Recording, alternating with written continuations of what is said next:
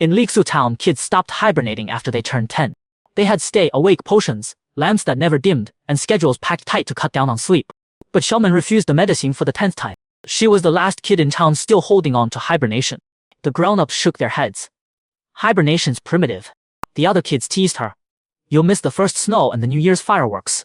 Just quietly finished weaving her cocoon blanket using cicada shell she'd gathered in September, jingo leaves that fell in October, and the last acorn a squirrel forgot in November.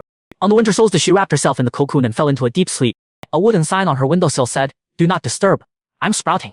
At first everything seemed normal. Then, when the New Year's bell rang, every light in town went dark at once. It wasn't a power outage, the side effects of all those awake potions had finally kicked in. People lost their ability to dream, nights became broken pieces of darkness. They couldn't weave together a single whole story anymore. The mayor dug through old records and found the only documented way to restore full dreams, the breathing rhythm of a hibernator.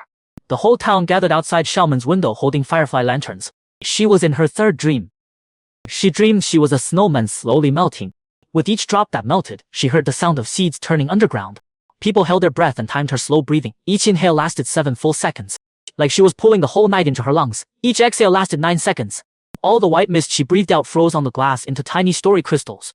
The pharmacist used those crystals to mix up a hibernation memory perfume. Sprinkled on pillows, the grown-ups finally learned how to dream again. On the morning of spring awakening, when Xiaomen woke up, she saw cocoon blankets hanging from every windowsill in town. Kids were competing to see who had collected the most autumn treasures. Turns out long sleep wasn't backwards. It was giving time room to breathe. Now Liuxu Town has a new holiday called Hibernation Week. That whole week, all the clocks run slow. The only homework is, plant a tree in your dreams that grows real flowers.